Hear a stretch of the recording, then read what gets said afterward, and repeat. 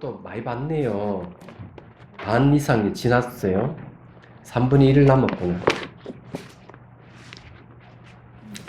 자, 404페이지 보십시오. 예, 404페이지요. 경하는 겁니다.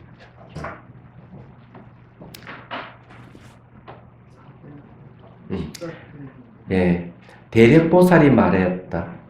이와 같은 사람은 마땅히 계율을 지니지 않을 것이며, 저 산문에 대해서도 공경하지, 이건 했죠. 이건 했고, 415쪽. 큰일 날 뻔. 415쪽입니다. 죄송해요. 읽다 보니까 했던 거니. 415페이지 경입니다. 제가 이제 머물지 않는데 머무는 것은 부처님께서 말씀하신 것과 같으니 온 곳으로 다시 돌아와서 구족하게 된 다음에 나오겠네. 다시 모든 중생으로 하여금 나와 같이 하나로서 둘이 없게 하여 앞서 온 자와 나중에 오는 자로 하여금 모두 정각에 오르게 하리라. 여기 이제 머물지 않는데 머문다 했는데 무주에 머무는 걸 이야기하거든요. 무주, 머무름이 없는데 머무는 것은 마음의 본성에 들어가는 길입니다. 그럼 우리가 일상생활에서도 이제 이런 걸 뭘 얘기하는가 하면 대상이 머물지 않는 지혜를 얘기를 하기도 하죠. 예. 자, 그렇게 이제 보시면 됩니다. 이제 이 내용에 대해서 이제 그 원효 스님께서 뭐라고 얘기하는지 한번 들어보도록 하죠. 이것은 두 번째는 자신이 발심한 것을 진술한 것이다. 이게 이제 자신이 발심한 분이 누구냐 이러면은 사리부 존자를 얘기합니다. 처음의 두 구절은 지금 발심한 계의를 진술한 것이고 뒤에 한 개송 반은 뒤에 닦을 행위를 나타낸 것이다. 내가 이제 머물지 않는데 머문다고 한 것은 이제 부처님 말씀을 듣고 나서 대승의 마음을 내어 곧 고요한 경지에 머물지 않는 마음에 머무는 것이다. 요거는 이제 그 사리불 존자가 소승 아란이기 때문에 이제 이 얘기를 하는 겁니다.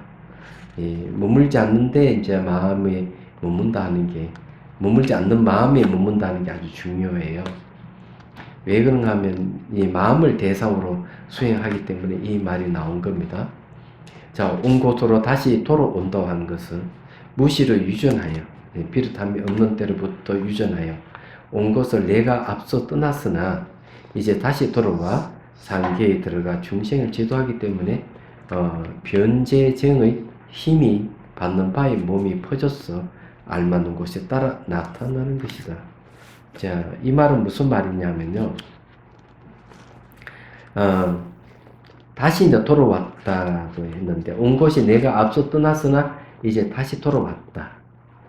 다시 돌아온 거는 이제 그 마음의 본성의 자리에서 중생계로 다시 돌아온 거예요. 중생계로 돌아와가 중생을 제도한다 하는 얘기입니다.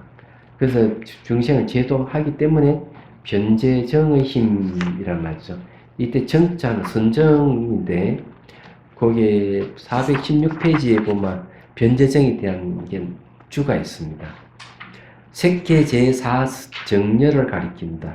변은 뛰어넘는 것이 없다는 뜻이니 이 선정이 수승하여 이것을 뛰어넘을 수 있는 것이 없음을 말하며 제는 종류, 궁극의 뜻이니 이 정이 많은 정려 가운데 궁극적인 것을 말한다. 4정려에는 그 아래의 3정려와 같은 심, 사, 고, 라, 우, 희, 입식, 출식의 8제한이 없고 지와 간이 균동하여 가장 수승한 정이므로 변제정이라고 한다. 이 선정의 궁극이라는 그런 뜻이네요. 여기에 이제 그 심사고락이라고 했는데요. 초선정은 심사가 있습니다. 심, 찾을 심자고는 거친 이제 인식작용, 사는 아주 미시하게 인식하는 작용이에요. 세계 제2선정에 이제 그 올라가면 심사가 없어져 버리고요. 그 다음에 이제 고락도 없어져요. 그 특히 이제 제3선정에까지 이제 가면 이제 고락 우위도 다 없어져 버리고요. 제4선정에 가면은 입식 출식이 없어져요. 얘기하자면. 그래 호흡이 없어진다. 이런 뜻으로 이제 보통 얘기하면 돼요. 자, 이제 다시 이제 415페이지 넘어왔습니다. 그래서 이렇게 변제적인 힘이 받는 바의 몸이 퍼져서 알맞는 곳에 따라 나타나는 것이다.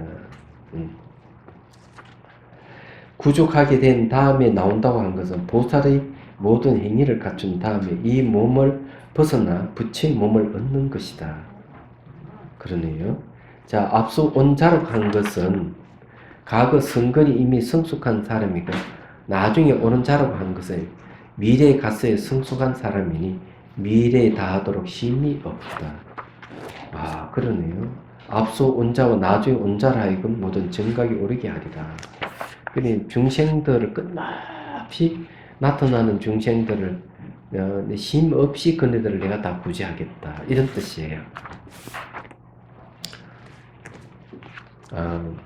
혹시 여러분들 저기 간시현보살님 이러면은 이런 생각을 갖죠. 간시현보살에게 우리가 소원을 빌면은 소원을 다 들어주시는 분, 그죠? 완전 신격화돼서 그렇게 얘기를 하죠. 그런데 말이요. 간시현보살도 수행을 해서 그런 능력이 생겼어요. 수행을 했어. 이 간신보살의 수행은 이건 원통인데, 그러니까 이제 귀로 소리를 들어서 선정이 없고 저기 마음이 본성으로 들어가서 깨달음을 얻으셨던 얘기하죠. 깨달음을 얻어가지고 내가 중생들의 원을 들어줄 수 있는 능력이 생긴 거예요. 그러니까 32연신 32가지 몸을 나타내는 능력을 갖추고 있는 거죠. 그러면 32가지 몸을 나타낼 정도면 팔지보살의 이상입니다. 팔지보살은 색자재지, 물질이 자유자재하는 경지 이런 거죠. 그래서 중생에게 알맞은 몸을 나타내어서 예를 들어 거지를 구제하고자 하면 거지 모습으로 이끌고, 만일에 이 왕을 제도하고자 하면은 왕이 다른 나라의 왕의 모습으로 나타나기도 하고, 이래가지고 거기에 알맞는 그 사람의 직업이라든지 그 사람이 기질에 맞는 모습을 나타내서 중생 구제하는 걸 얘기합니다. 이런 구제한 능력이 있는 것은 본인의 수행에서 얻은 능력이지 다른 건 아니에요. 그건 결국 우리들도 그렇게 할 수 있다 하는 이야기입니다. 지금 사리불 존자가 지금 중생 구제하는 얘기를 하는 것도 그런 능력이 있다는 걸 전제로 해서 하는 얘기예요.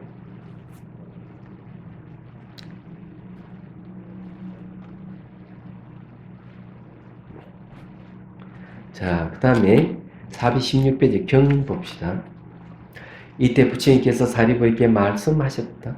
불가사의하다. 너는 마땅히 나중에 보살도를 이루어 한량없는 중생을 하여금 생사의 바다에서 벗어나게 할 것이다. 그냥 생사에서 벗어나게 이래야 돼. 생사의 바다에서 이렇게 얘기하는데 바다는 넓고 크잖아요. 죽고 태어나고 하는 이 세계가 바다같이 큰 겁니다. 그래서 이제 바다라 하는 구체적인 이미지가 있는 것은 우리는 그 얼마든지 건널 수가 있는 걸 얘기합니다. 그러니 바다를 건넌다면은 배를 타고 건너야 되잖아요. 그죠? 그거 마찬가지 수행은 배를 타고 건너는 것 같은 거예요. 자, 논 한번 봅시다. 이것은 두 번째 기소라에 마무리하는 것이니 그가 말한 것을 인정한 것이다. 그러니까 이제 이 사리부를 인정해 줬다는 얘기입니다. 410페이지 경. 이때 대중들이 모두 보리를 깨닫고, 보리도 깨달음인데 깨달음을 가지고 깨달음을 준다는 좀 이상하죠. 이때 보리라 하는 것은 마음의 본성을 얘기합니다. 그래 마음의 본성이 갖고 있는 여러 가지 잠재 능력 중에서 하나가 그 성품이 깨달음이 있는 겁니다. 그걸 보리라고 해요. 그 대중들이 모두 보리를 깨닫고 모든 소승이 무리들은 오공의 바다에 들어갔다. 네. 예. 오공이라고 해 5가지 공의 바다에 들어갔다. 이제 이런 얘기네요. 자, 논 봅시다. 이것은 네 번째 당시의 대중의 이익을 얻음을 말한 것이다. 대중이라고 한 것은 대승의 무리고 보리를 깨달았다 한 것은 여일한 경지인 보리심에 깨달아 들어간 것이며 소승의 무리들이라 한 것은 성문의 무리를 말하는 것이니 세 가지 진여문에 들어가게 된 것이다. 예, 삼종진여법에 들어갔다. 이건 삼종진여법이라는데 참조해서 보면 된다. 이런 얘기네요.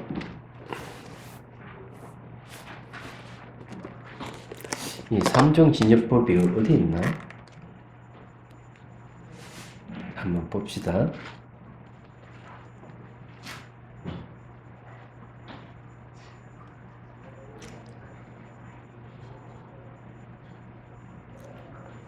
삼종이란 말 없네. 그러면 세 가지라는 말은 있겠네.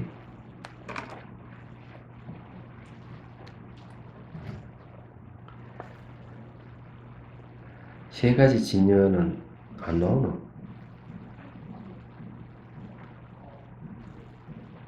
자, 329페이지 있구나.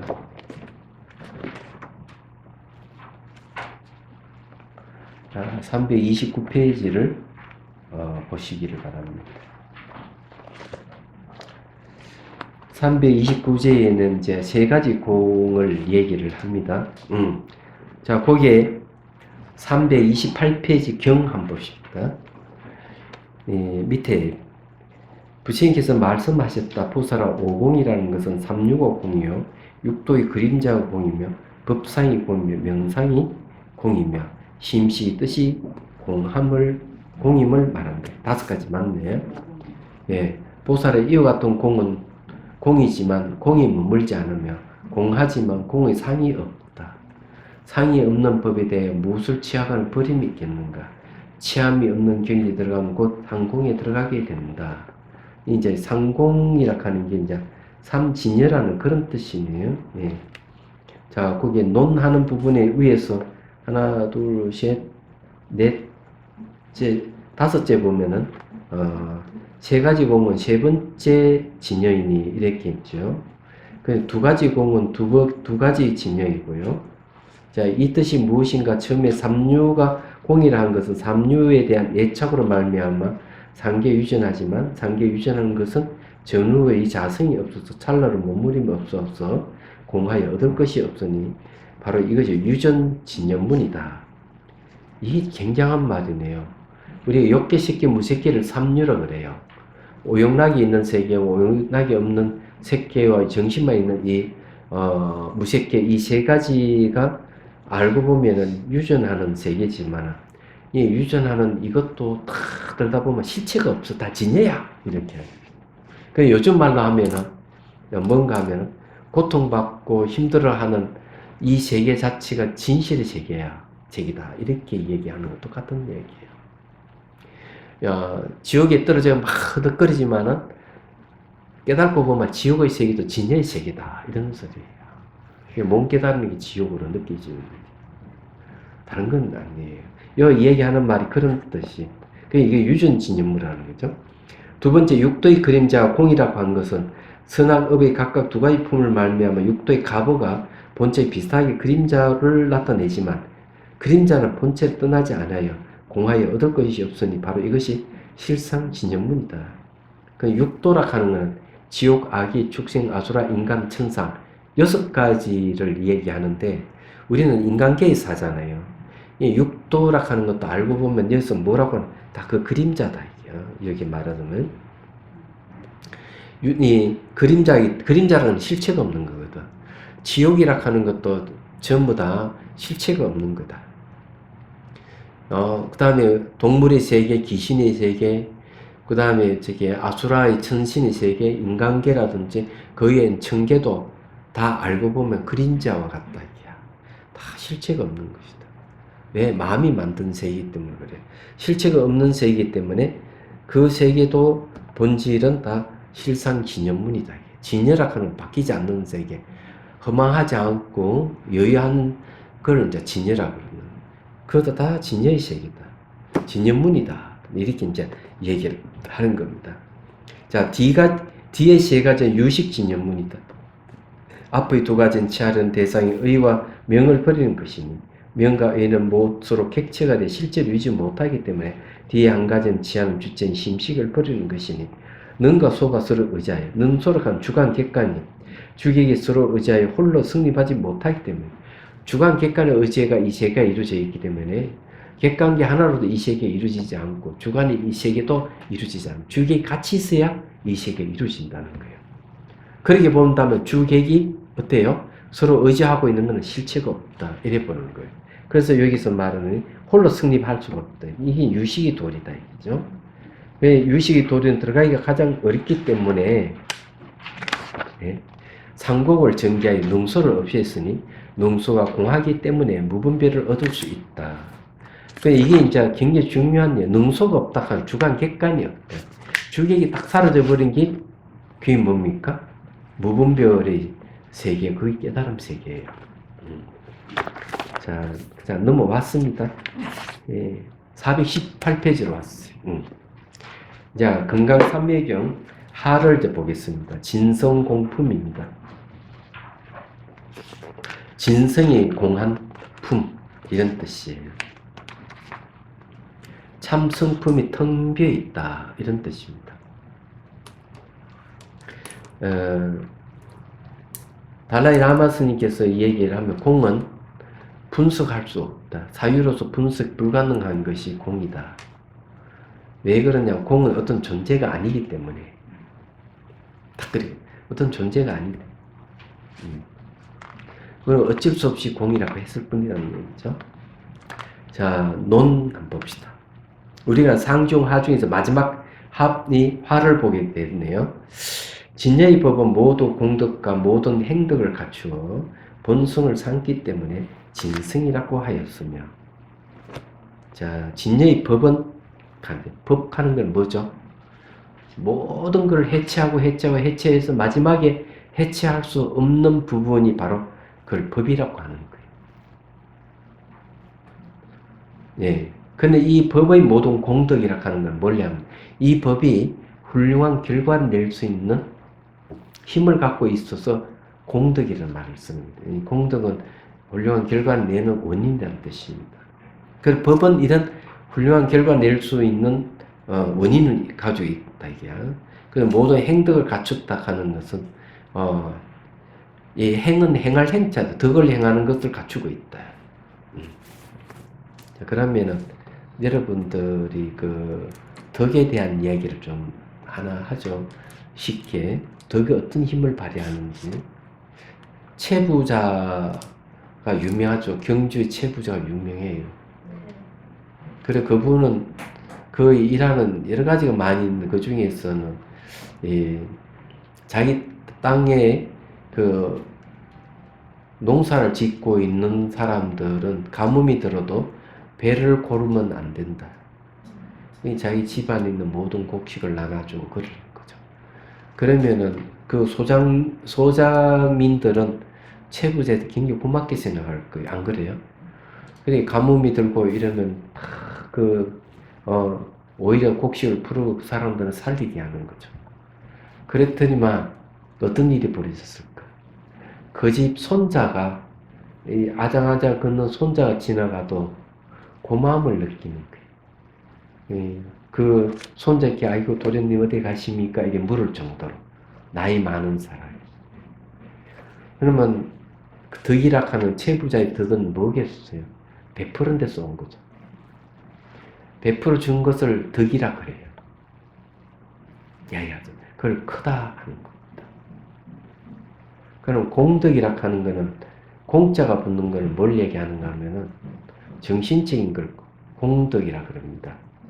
정신적인 것은 어떤 걸 얘기해요?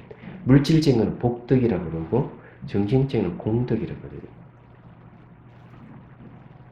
그래서 저기에 대고 달마대사에게 양무제가 내가 많은 사람들을 출가시켰고 보시도 많이 고 절도 많이 지었는데 어떤 공덕이 있습니까? 이러니까 달마 스님이 아무 공덕이 없습니다.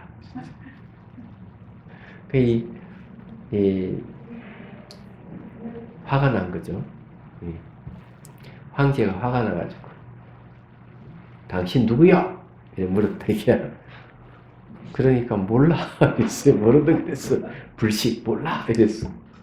내가 누구라고 딱 이야기하면 나를 내세우는 게 되잖아요. 그래서 당연히 모른다고 얘기를 하는 거죠. 그게 유명한 일화예요. 그런데 거기에 육조 스님이 누가 묻길래 육조 스님이 물질적인 베품은 복덕이라 그럽니다. 그러니까 뭐 보시를 많이 하고 출가를 많이 시키고 절을 많이 짓고 이런 건 다 복덕에 해당합니다. 공덕은 정신적인 것이다. 예, 이렇게 얘기해요. 그러면 공덕 중에서 수행의 공덕은 어떤 것이 있느냐 이러면 세속의 복덕은 남에게 많이 베풀고 이럴 때 아까운 생각이 들고 이렇게 하면은 또는 화를 내고 이러면은 복덕이 사라진다 이게요. 아끼는 마음에 복덕이 적어진다. 마음 크기 내가 작게 베풀어도 마음을 크게 가지면은 큰 결과가 오지만 많이 베풀고 또 마음이 쫓아내가서 대가를 바라고 아깝다는 생각을 갖고 있으면은 복덕이 작아진다 이렇게 얘기하는 거예요.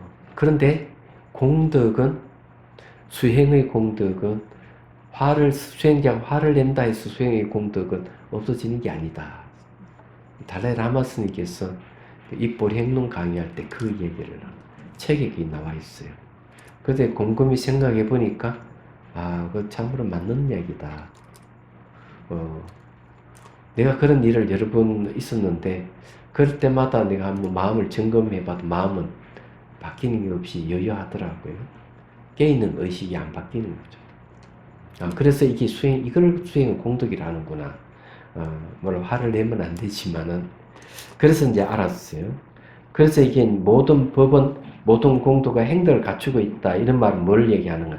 진여법을 배우게 되면 수행을 하게 되면 진여와 같은 마음이 생기는 거예요. 진여 바뀌지 않잖아요. 내가 그걸 배웠기에 저도 일려락하는 상태에 와 있다. 그래서 이걸 이해할 수 있는 거죠. 얘기야. 그다음에 행덕은 내가 충분히 수행할 수 있는 능력을 얘기합니다. 그래서 이제 진여법이라는 이 자체가 진성이라고 했다는 거죠. 진여법은 궁극적인 겁니다. 이와 같은 진성은 모든 명칭과 상을 끊었으니 그 때문에 진성공이라고 하였다. 자, 명칭과 상을 끊었다. 우리는 모든 존재에 이름을 붙여서 우리는 그 존재에 대해 인식을 합니다.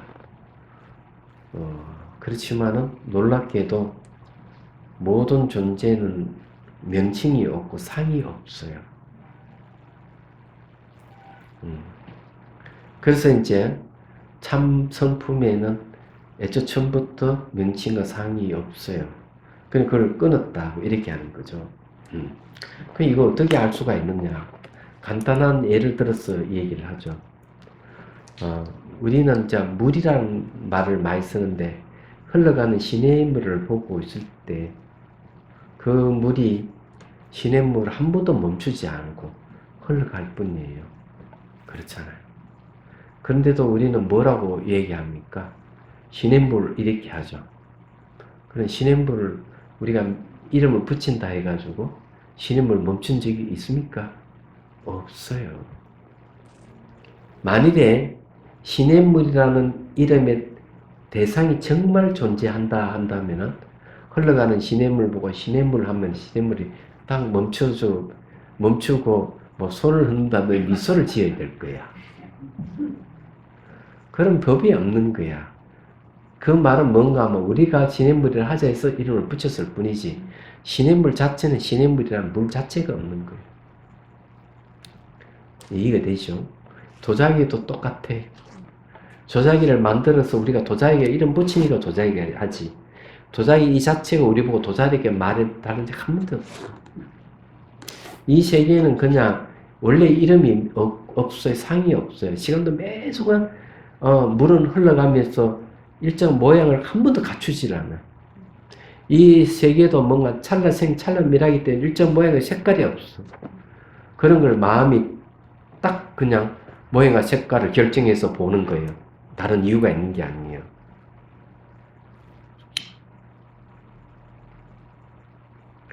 그래서 이어서 말은 어쩔 수 없이 진성공이라고 이렇게 하는 거죠. 그래서 이제 또 이 진성은 상을 떠나고 성품성 성을 떠났으니 모양상 상을 떠났다고 하는 것은 허망한 상을 떠난 것이고 성품성을 떠났다 하는 건 진성을 떠난 것이다. 이 말은 무슨 말이냐면은 상은 허망한 상을 떠났다 하는 거는 허망한 상은 어때요? 왜 허망하다 할까? 허망하다 하는 건 머물지 않기 때문에 허망하다 하는 거예요. 진짜 머물러서 바뀌지 않으면 상이라 할 건데 상 자체가 뭔가 허망한 상을 떠났다. 그래서 상을 떠났다는 거죠. 성을 떠났다고 하는 것은 참 성품을 떠났다는 거죠. 얘기하자면 왜 참 성품을 떠났다고 얘기했을까? 진성을 우리는 이 카테고리 속에 가둘 수가 없기 때문에 그래요. 다른 이유가 있는 게 아니에요. 자, 허망한 상을 떠났기 때문에 허망한 상이 공적하고 참 성품을 떠났기 때문에 진성 또한 공적하니 그것 때문에 진성공이라고 하였다. 결국 뭘 얘기합니까? 공적하기 때문에 텅 비어서 고요하다. 아무리 건질 게 아무것도 없다. 그래서 진성공이래. 이거는 이제 이런 말은 이제 말장난 같지만 그런 게 아니고 이런 거는 우리는 객관적으로 어떤 지칭할 때는 뭘 합니까? 이거는 무엇이다, 무엇이다, 무엇이다, 무엇이다 이름을 다 붙여서 하잖아요. 근데 그 중에서 자기를 쏙 빼놓고 얘기하죠. 잘 생각해 보라고. 이거는 무엇이다, 무엇이다, 무엇이다, 무엇이다 얘기하면서 자기를 쏙 빼놓고 얘기하는 거예요. 그럴 때 이것이 무엇이다, 무엇이다, 무엇이다 하면서 나도 무엇이다. 이래야 될 거 아니에요. 그죠? 대상이 허망하고 허망한데 허망을 가리키고 나도 허망하다. 그런 논리예요. 나를 배제를 하는 게 아니다 이거죠. 우리는 근대라고 얘기하는 건 뭘 근대로 하는가 하면은 남의 잘못을 지적하면서 잘못하고 자기를 쏙 빼놓고 이야기하는 것은 근대적인 사람이라고 하는 거죠. 자기까지 포함을 할 때 현대적인 사람이에요. 예, 일이 그러거든요. 근데 이게 그 과학에서 이 얘기를 해요. 보십시오. 1920년대에 뭐가 나왔어? 양자 물리학이 등장했다. 그는 그 전까지는 전부 다 이러쿵저러쿵 다 얘기를 했어요. 무슨 얘기를 했는데 자기에 다 빠져 있는 거죠. 양자 물리에서는 다 그렇게 양자의 세계를 딱 보니까 이중성을 띠고 있는 거예요. 어떨 때는 입자로 나타나고 어떨 때는 파동으로 나타나는 거예요. 이게 웬 그런가 하고 또 관찰해 보니까 관찰자에 따라서 파동으로 입자로 이중성을 띈다는 걸 알게 됩니다. 그러면 관찰자가 뭐냐 하니까 관찰하는 것은 바로 의식이다 이게. 그러니까 그 이전의 철학, 그 이전의 과학은 이때까지 입자다, 파동이다 이렇게 머물러 있다면은 근대 과학은 뭔가 하면은 그렇게 관찰하는 자가 무엇인가까지 파악하고 들어가는 거예요. 이야기하자면. 그래서 등장한 게 또 하나 더 확률이라고 하는 게 생긴 게 확률은 과학에서 생겼다 해도 과언이 아니에요. 확률. 왜 확률이라는 말을 쓰는가 하면은 요즘 같은 빅데이터 시대에 생각해 보시 빅데이터 시대에 확률을 논하게 되는 거예요. 주식 어떤 확률을 갖고 주식 그래프를 그립니다. 잘 알죠. 확률이라는 말을 쓰는 거는 그 의미에는 정확하게 이것이다 할 수 있는 게 아무것도 없는 거예요. 그때마다 변동되는 거예요. 그래 확률이라는 말을 쓸 수밖에 없는 거예요. 물리학에서 이 얘기를 확률이라는 말을 쓰는 거예요. 얘기하자면. 어떨 때는 파동으로 나타나고 어떨 때는 입자로 종잡을 수가 없는 거예요. 근데 이게 데이터를 뽑아가지고는 확률이라는 말을 쓰는 거지. 얘기하자면. 그래서 나온 게 뭐냐면 이런 얘기. 내가 인식할 때만 존재하고 인식 안 하면 존재 안 한다. 이건 불교에서 말하는 전문적으로 얘기하는 내용이 그래. 내가 인식할 때만 존재하고 인식하지 않으면 존재하지 않는다는 게 불교적인 관점이에요. 금강경에 나오잖아요. 이렇게 나오죠. 부처님이 하시는 말씀이 내가 말한 세계는 그 이름이 세계일 뿐 세계가 아니야. 이름이 세계라 하는 내가 인식할 때 이름을 붙여서 세계라 하지만은 결국 세계는 세계가 아니야. 왜? 인식하는 순간 대상이 바뀌어버리기 때문에. 그래서 이 이야기를 물리학에서 한단 말이에요. 얘기하죠. 내가 입자라고 관찰하면 어느새 파동으로 바뀌고 있어. 어느새 파동이 하면 어느새 입자로 바뀌고 있어. 대상이 종잡을 수가 없는 거야. 얘기하자면. 내가 인식할 때는 이렇다 하지만 벌써 지나고 없다. 이런 것이 돼서 화가 난 사람이 바로 아인슈타인입니다. 젊은 과학자들이 이 이야기를 하니까 찾던 여기 있지 이렇게 자꾸 하면서 그 젊은 과학자 주장을 하는 걸 부정했지만은 없다고 얘기하는 거예요. 좀 있다고 인식하지만 벌써 사실 없습니다. 젊은 과학자들 이렇게 얘기해요. 확률로만 지금 요거 존재하고 있습니다. 요즘 불교식으로 하면 무상이죠. 무상이고 인식할 때만 존재하고 왜? 빠르게 바뀌기 때문에. 빅데이터 시대에는 이 확률을 논하는 이유가 거기에 얘기하잖아. 주가가 오르락 내리락 하는 건 전부 확률이야. 그 확률을 정확하게 개선해낼 수 있으면 주식을 딸 수가 있겠지. 근데 그러면 수많은 정보를 취합해야 돼요. 빅데이터를 모아가지고 분석을 해야 돼. 분석해서 이런 상황에서는 주가가 올라가더라. 이런 상황에서 주가가 내려가더라. 이런 확률을 해가지고 있어 볼 줄 알아야 돼. 그 이제 그런 걸 얘기를 하는 거라고. 그래서 이제 얘기하자면은 그게 없다. 명칭과 상은 없어요. 명칭을 붙이지만 대상은 확률의 세계는 끊임이 변할 뿐이에요. 어쩔 수 이름을 붙여서 요번에는 이렇게 올라가는 거야. 이번에 보니까 데이터를 보니까 이건 내려갈 조짐이 있어. 안 돼. 사지 마. 이렇게 한단 말이에요. 이런 거 왜 그렇게 하겠냐 이게. 딱 결정된 게 아무것도 없는 거예요. 요즘은 이제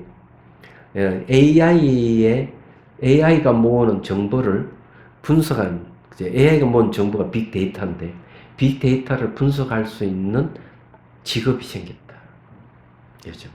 그러면 이제 빅데이터가 우리에게 하면은 우리에게 배추파리를 갖다 주는 거야. 예. 5만 원급 배추파리에서 앞으로 10만 원권 뭐가 나온다대. 10만 원권은 뭐 어떤 색깔로 나올지 모르겠지만 나온다고 이렇게 하는데 어쨌든 얘기하자면은 그게 돈이 된다는 거죠. 그래서 미국 같은 데는 이 고객들이 이제 뭐 어떤 물건을 사는지 다 기록을 하는 거예요. 기록을 해가지고 이제 그 고객의 집에다가 발송. 이 집에 그러니까 임산부가 있구나. 지금 사러 온 이 사람이 임산부에 관계되는 막 사는 거 보면 여기 임산부가 있구나 하면은 임산부가 살 물건에 대한 걸 광고를 탁 집어넣는 얘기하죠. 그래가 한번 난리 난 거죠. 왜 우리 집에 임산부가 없는데 왜 이걸 보냈느냐. 지금 결혼한 이가 아무도 없다. 근데 알고 보니까 그 집 고등학생이 벌써 임신을 한 거예요. 이 학생이. 근데 이 학생이 가가 마트에 가가지고 물건을 살 때 이 임산부들이 물건을 사는 걸 샀기 때문에 탁 날라온 거예요. 이런 식인 빅데이터라 하는 이런 식이에요. 얘기하자면. 어쨌든 그런 것이 뭐하는 이 상을 떠났다, 성을 떠났다 하는 것이 어려운 말이 아니고 우리 현실에서 늘 일어나고 있는 현상들이다. 근데 뭘 좋아하고 뭘 싫어할 게 뭐가 있어? 뭘 기뻐하고 뭘 슬퍼할 게 뭐가 있는데? 담담하게 그냥 미소 지을 뿐이지. 얘기하더만. 그 선사들이 왜 일 없는 도인이란 말을 왜 썼겠어? 이런 걸 이 세상을 너무 잘 아는 거야. 그 어리석은 자만이 분별심을 내 가지고 옳다 그러고 아름답다 추하다 그러고 이렇게 하는 거. 알고. 그래서 이 얘기 벌써 딱 이 얘기를 하는 진성공품에서 이 얘기를 하는 거. 진성은 상을 떠나고 성을 떠났다. 이렇게 쫙 얘기를 하는 거죠. 왜? 공적하다. 자기 자신도 그 안에 포함된다. 이런 얘기예요. 그 때문에 진성공이라 했다. 이제 이 품 중에서 이 두 가지 뜻을 나타냈기 때문에 이 뜻에 의하여 품의 명칭을 지었다. 진성공 할 때 진성 그 자체도 공하다. 얘기죠. 공적하다는 거죠. 자, 경 봅시다. 이때 사리부리 부처님께 말하였다. 존자시여 보살들을 닦음에 명칭과 상이 없으며 상계의 위의가 없다면 어떻게 그도 받아들여서 중생을 위해 말해줄 수 있겠습니까? 원컨대 부처님의 자비로 저희들을 위하여 설명하여 주십시오. 딱 찔렀네요. 송곳으로 딱 찌르듯이. 아니 명칭과 상이 없다면 상계의 위의가 없다면 어떻게 그도들의 중생을 위해 말해주고 중생 구제하겠습니까? 도저히 이해 안 됩니다 이게. 그러면은 이 말은 요즘 말로 풀이하면 되는 거예요.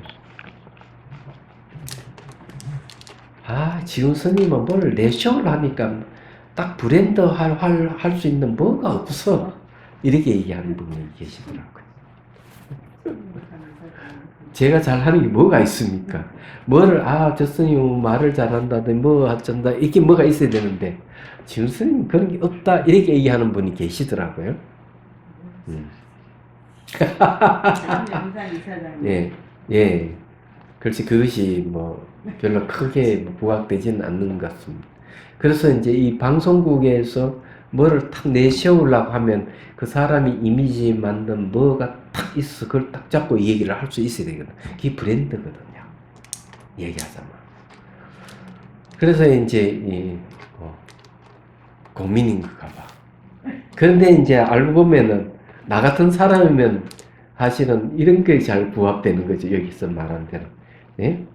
뭐 어떤 명칭이나 이름을 딱 붙이는 뭐 마땅한 게 없는 사람이 나 같은 사람은. 그렇지만 아니에요. 예? 엄청난 자원으로 찐하세요. 예? 찐하시다. 찐이야? 찐해. 모르는 사람. 친실하셔요. 예? 모르는 사람이 하는 소리겠지. 뭘 몰라서 그래 냅둬요.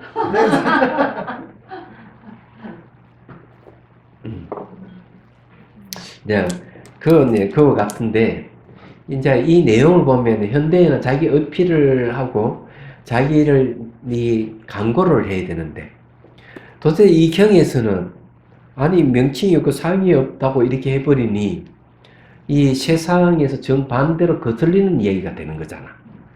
자, 생각해보면 그래서 부처님께서 그런 말을 하셨어. 내가 말하는 건 세상에 거슬리는 말만 한다고 그런 얘기를 해요.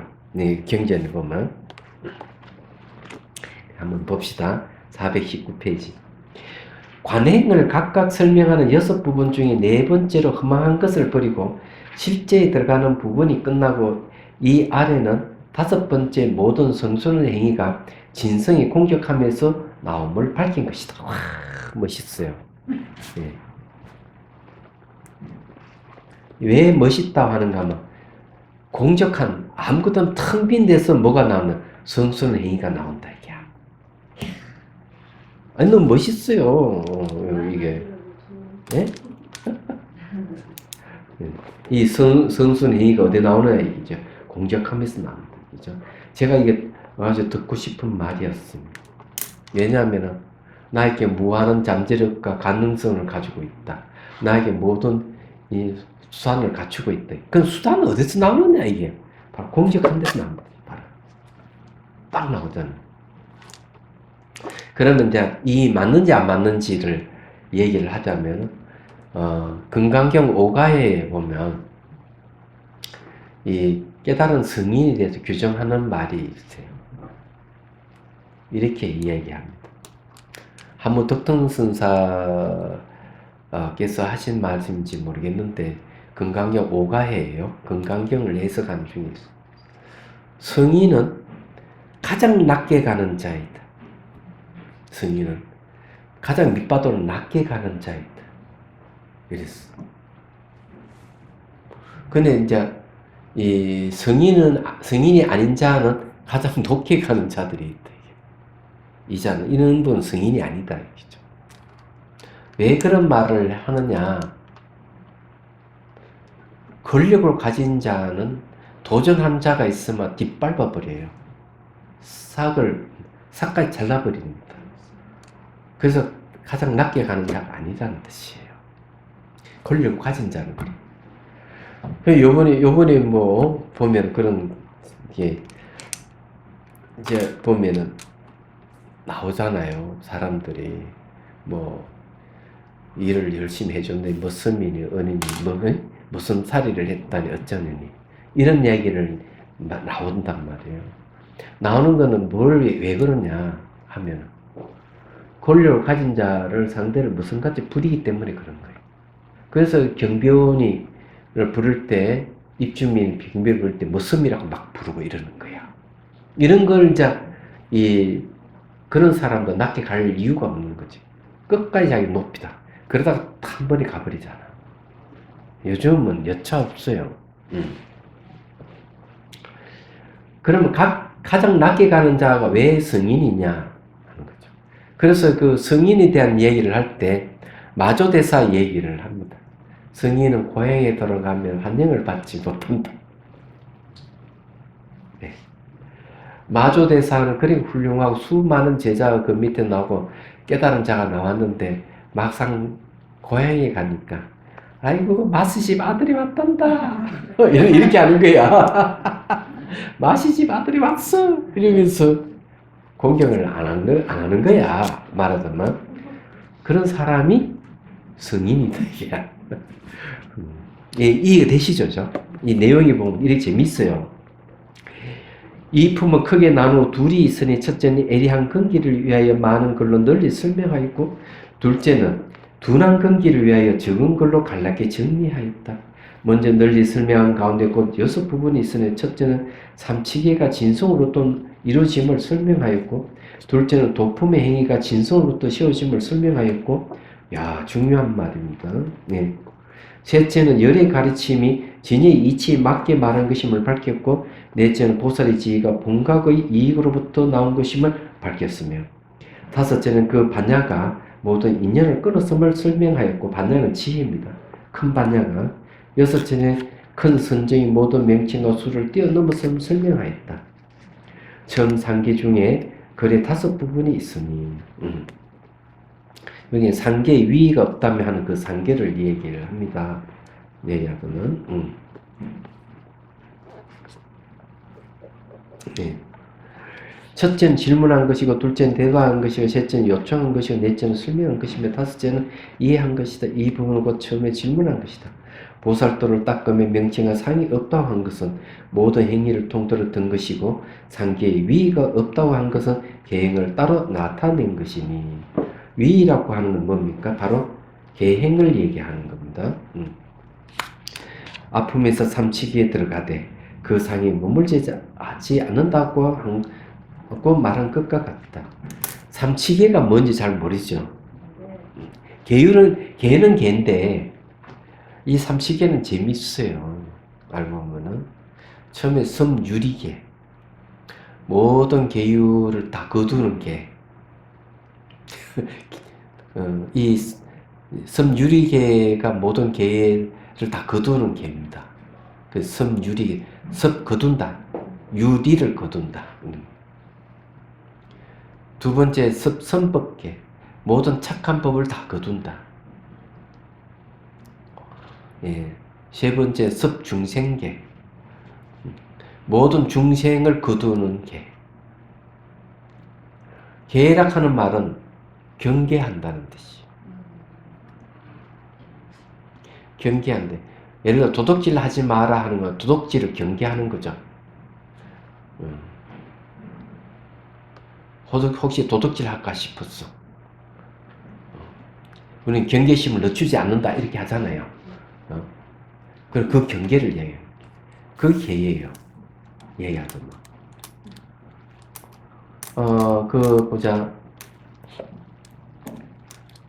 그 인터넷 신문에 보다 보니 그런 게 나온 것 같은데, 잠을 못 자는 사람 얘기가 있다. 중국인가 어딘가 미국인들이 뭔데, 이 산의 끝에 자락에다 집을 짓고 사는데, 그 위에 누가 우리나라인가 보다. 우리나라에 소나무를 옮겨 심어버린 거야. 소나무를 옮겨 위에 있는 걸 아래로 심었는데, 그게 토사가 내려오고 비가 많이 온다면은 이게 그 안에 집이 덮칠 가능성이 있는 거예요. 그 할머니가 50년을 살았던 집인데, 막 구청에 가가지고 막 호소하고 막 호소하는 거예요. 저 비가 오면은 저기에 이 토사 휩쓸려가 이 집이 무너질 것 같은데 어떻게 좀 조치를 좀 취해달라고. 그러니까 구청에서도 뭐 별 말이 없고 그랬는가. 그러니 할머니는 막 애 같아가지고 잠을 못 잔다. 이런 얘기가 있어요. 잠을 못 잔다. 두려운 거예요. 자, 그럴 때 이제 우리가 그런 사람들을 구제해야 될 거 아니에요. 그죠? 그런 사람들 마음을 안정시켜주고. 그럼 그게 어떤 계에 속합니까? 예, 섭중생계에 들어가는 거죠. 그래서 이야기하자면 그런 거예요.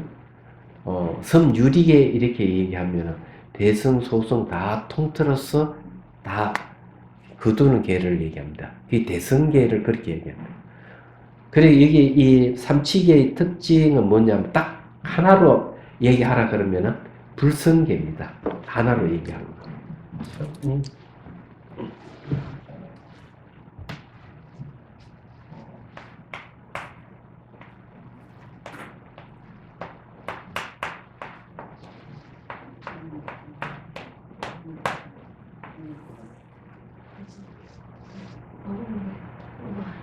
이게 이제 삼치계예요.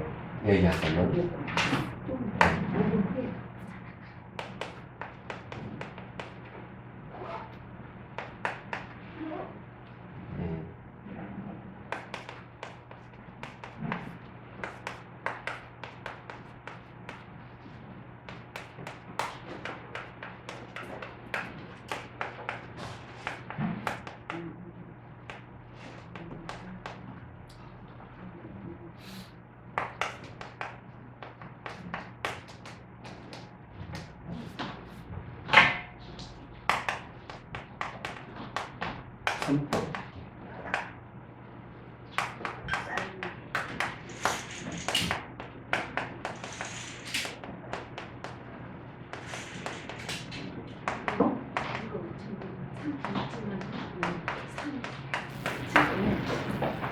이건 이제 계락하는 경계한다는 것인데, 여기 섭중생은 중생을 내가 다 거두고 안락하게 하는 걸 하나로 얘기하면 불성계.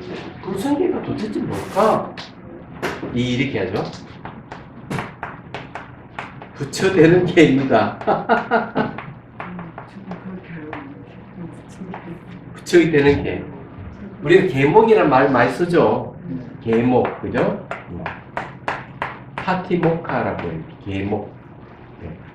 이 부처되는 계를.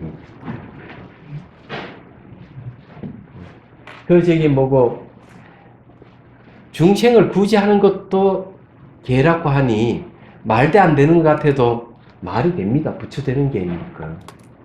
그래 저게 어디서 나왔느냐 이렇게 이야기를 하면 여기에서 이야기하는 게 이제 이 삼치계를 설명한 삼치계가 진성에서 나오다. 참 성품에서 나오다. 이해가 되시죠? 그죠? 선법 두 번째 있잖아요. 네. 그거 다시 한번 설명해 주시죠. 선법은 뭔가 하면 정법, 바른 법을 얘기합니다.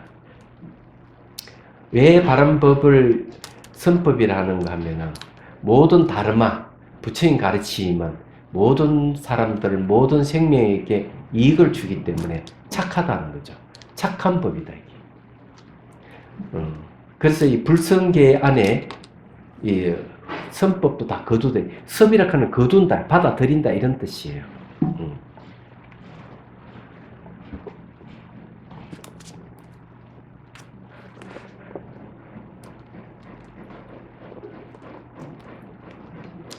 그래서 여기 이제 이 삼치계에 들어가되 그 상에 머물지 않는다고 한 것 같다. 이 멋진 말이에요. 이 왜 멋진 말인가 하면은 요즘 말로 풀이하면 이런 뜻이에요.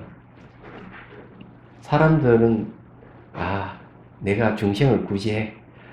내 멋지지. 내가 중생들을 구제하는 사람이야. 이래 목에 힘주잖아요. 그죠? 근데 여기서 이야기하는 보는 내가 중생을 구제해도 중생을 구제했다는 상에 머물지 말라. 이런 그건 이제 금강경이 나오죠. 금강경이 중생을 구제해도 구제했다는 생각을 갖지 말라 이거죠. 이렇게 얘기해요. 왜? 일체 모든 중생들이 멸도에 이르지 멸도에 이른 중생 한 중생도 없다. 이유는 뭔가? 그 중생들 깨치거나 못 깨치거나 아무 상관이 없이 불도에 멸도해 있기 때문에 그래요.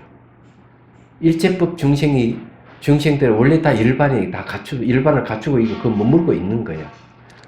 자기가 그런 사실 모르기 때문에 고통받고 있는 거고, 누가 알아서 구제해줬지만은 구제했다는 생각을 갖지 않는 이유가 거기에 있는 거예요. 그래서 여기 이제 그 상에 머물지 않는다고 말한 것 같아. 그렇다면 삼계가 상도 없고 위도 없는데, 상계를 욕계새끼 무새끼도 알고 당신 말대로 하자만 모양도 없고 위도 없다. 위는 뭡니까? 일상생활을 할 수 있는 상이 머무린 여기에 상이 머물지 않는다 했으니까 위라 하는 거 없다 이거죠. 위가 뭐겠어요? 가고 앉고 눕고 이러는 거죠. 네? 행주 가고 머물고 앉고 눕고 하는 모든 행위를 갖다가 위라 그럽니다.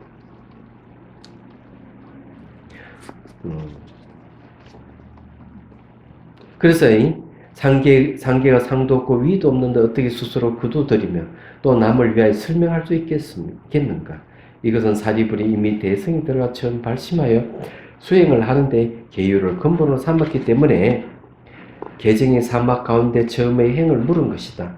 또 이 사리부는 몸으로부터 태어났는데 이제 이 품중에 모든 수행의 법이 법신으로부터 생김을 설명하기 때문에 신자의 기탁하여 질문을 한 것이다.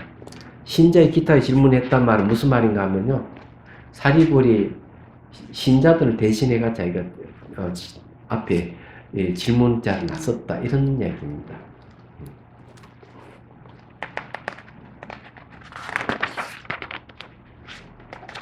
사막은 개정의 사막이에요.